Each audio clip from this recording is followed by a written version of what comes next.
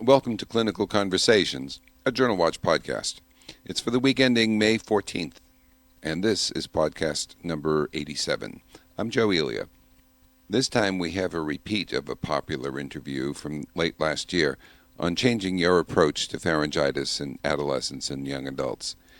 The repeat is necessary because an interview that we had planned fell through. Sorry for that, but I think you'll enjoy this interview if you haven't heard it before. For links to earlier offerings, go to podcasts.jwatch.org, and for a detailed look at what's new in clinical medicine, just aim your browser at jwatch.org. That's JWATCH. We start with a summary of the week's top clinical news.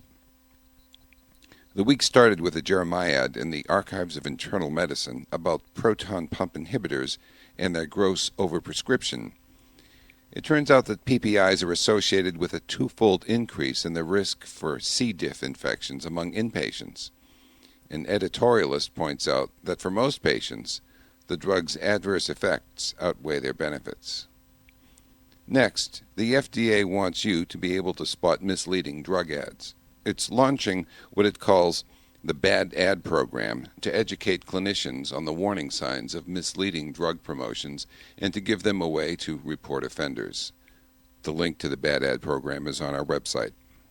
Next, JAMA reported this week that once-yearly doses of vitamin D, meant to increase compliance for older women at risk, actually increase the risk for falls and fractures in that group. No one knows why. One theory is that the added vitamin D energizes patients enough to get them out and moving and falling down. Finally this week, cord blood pH, especially low values, can signal major adverse outcomes in neonates, things like seizures, cerebral palsy, and even death. A BMJ meta-analysis that included nearly 500,000 infants recommends increased surveillance in low pH babies, but no changes yet from current guidelines. That's it for the news. Now on to the interview. You're listening to Clinical Conversations. This week's Annals of Internal Medicine carries a strong recommendation from a respected voice. Dr. Robert Centor urges that clinicians change their approach to acute pharyngitis in adolescents and young adults. Why the change?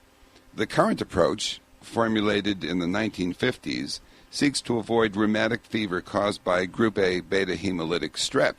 However, it's now realized that another organism, Fusobacterium necrophorum, is just as likely to cause acute pharyngitis as beta hemolytic strep is. And what's worse, Fusobacterium carries a more severe complication, Lemire syndrome. To sort all this out, we've invited Dr. Centor in for a conversation. He's professor of internal medicine at the University of Alabama, Birmingham. Welcome, Dr. Centor. What propelled this recommendation? Have you and your residents been seeing cases of Lemire syndrome more often? No, although we have seen a couple in the last year. It's a very rare syndrome, but it's less rare than acute rheumatic fever. We don't really know how rare it is because we have no U.S. epidemiologic data. What propelled me was a growing awareness of the literature about Lemire syndrome and Fusobacterium necrophorum pharyngitis.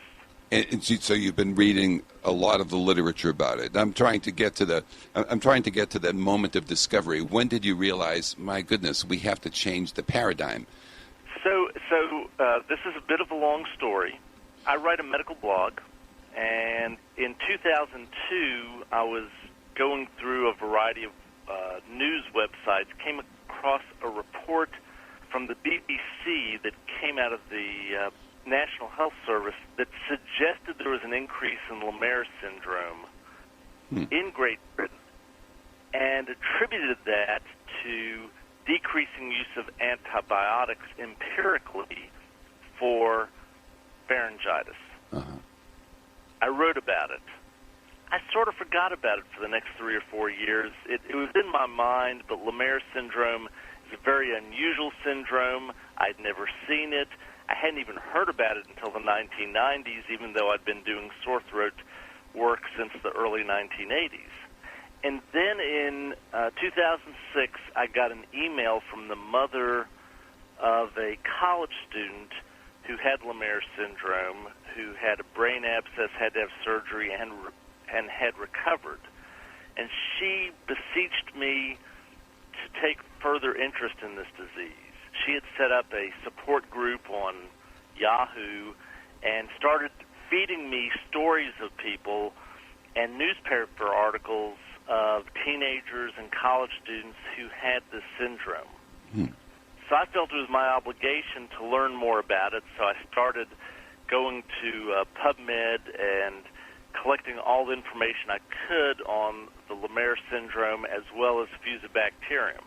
Parallel to this, there started to be articles, I think the first ones in 2004, that showed that Fusobacterium necroform caused endemic pharyngitis in teenagers and young adults. Now, it's very important here. This syndrome caused by pharyngitis does not occur before adolescence. It occurs with decreasing frequency after about the age of 25. It does occur as you get older, but the big group is between 15 and 25.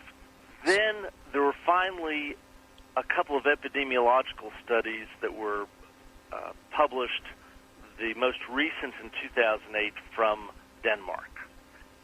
There are researchers in Denmark who became very interested in this bacteria, and they did a prospective study of Lemierre syndrome in the country of Denmark. So they were able to capture all of the lab data from the entire country and all the clinical data.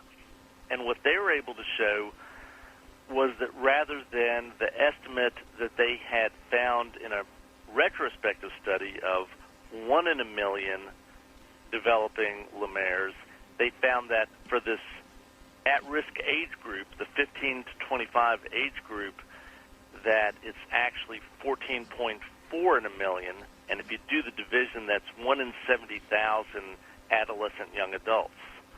I thought to myself, that's like a large state university is going to have one student each year who's going to have Lemierre syndrome. Right. Now, that's rare. That's very rare, but you then have to look at how devastating Lemierre syndrome is. And it causes ICU admissions, and it causes a death rate of about 5%. Right. Let's talk about Lemierre syndrome because it is so rare. You say that the way to spot it in this age group is when pharyngitis doesn't improve as it normally does within 4 to 5 days. Things get worse. The patient gets some swelling, shows signs of bacteremia. That's when you're saying you should suspect it and then act quickly and empirically to treat it. Is that right? Absolutely. If you read case reports, if you go back and read the article that Dr. Lemierre wrote in 1936, it's a classic story. And I actually talked to the mother of a young lady who's recovering from Lemierre's just yesterday. Mm-hmm. She had a sore throat. She got better. On about the 4th or 5th day, she started getting worse. The sore throat recurred. She developed neck swelling. She developed high fevers. And then she started developing the other symptoms. Mm. This story recurs time and time again that they get better and then they get worse. And people tell them, oh, it's just a sore throat. You'll get better. Just wait it out. And when the patient is getting worse and has one of the things I wrote in the article, they have unilateral neck swelling, you need to figure out, is it Lemierre's or peritonsillar abscess? Or if they have bacteremic symptoms, and the specific ones that you see over and over again are rigors, night sweats, or high fevers, and I'll define high fever as 102 Fahrenheit or above. Mm-hmm. When that occurs on the 4th or 5th day, I would admit the patient, put them on IV antibiotics while you're waiting for the blood cultures to come back, get a CT scan of the neck to look for clots, because Lemierre syndrome starts with an internal jugular vein, infected thrombophlebitis, and it kills and injures by throwing metastatic infections off that thrombophlebitis, most commonly in the lung, but also sometimes the brain and sometimes the joints. And you make a recommendation about which antibiotics, as a matter of fact, you say to avoid to avoid the macrolides, you say. Right. So there are two issues here. First is when you first see someone with pharyngitis in this age group, and this has nothing to do with kids before adolescence, but if you're in the adolescent, young adult, college student age group, then if you know they have strep, then you can use a penicillin or you could use a macrolide. If you're deciding to treat empirically, then you should not use a macrolide. I've heard too many cases of people who were put on a Z-Pack for their pharyngitis that was not strep, and macrolides, Z-Pack and erythromycin, do not cover at all Fusobacterium necroform. Penicillin covers much of it, but occasionally someone gets penicillin or amoxicillin and still develops Lemaire's syndrome. So it's not a perfect treatment, and you still have to watch out for the development. That's what I'm preaching. What I'm preaching is I'm really not concerned what you do the first 4 days. When the patient's getting sicker, it's not just a sore throat. It's something much more serious. What's the reaction of your colleagues been to your advice now? Well, I've given this as a talk about 10 times around the country over the last year and a half while I was in the preparation of writing this article. Almost every time that I give the talk, somebody comes up to me, or several people come up to me and tell me about patients they've seen. And they've been very positive at the explicit advice that I'm giving. Now, you're not doing research in Fusobacterium yourself, are you? I am not. I hope to figure out a way to do a prospective study to figure out how they present initially with sore throats. My dream is that we would have something like a rapid test, so when a teenager comes with a sore throat, you check for strep, you check for Fusobacterium. If it's Fusobacterium, then you would treat them to treat that infection to prevent it from becoming more serious. But that's a dream I have right now. I forgot to tell you what to do if we're going to start antibiotics, what antibiotics to start. Okay, go ahead. So if you suspect that they might actually have early Lemaire's or that they have this bacteremia, there are two recommendations that most experts make right now. Either a combination of penicillin metronidazole or clindamycin. Some people have used piptazo, and that probably would cover it also.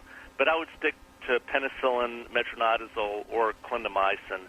The patient that I saw that I took care of, who fortunately we caught before he developed the clot, but grew Fusobacterium necroform and had severe exudative tonsillitis, we treated with clindamycin with a great response.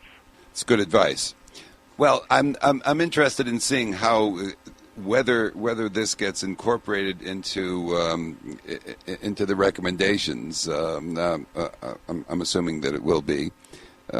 You're a clinician of some reputation, and how quickly people start incorporating it. And our listeners will be among the early adopters, I hope. And I want to thank you, Dr. Centor, for your time with us today. It's been an absolute pleasure. You can reach Clinical Conversations at 1-617-440-4374. Earlier podcasts are all available at podcasts.jwatch.org, where links for all the news stories are also found. Clinical Conversations executive producer is Adoriano, and I'm Joe Elia. Thanks for listening, and join us next time.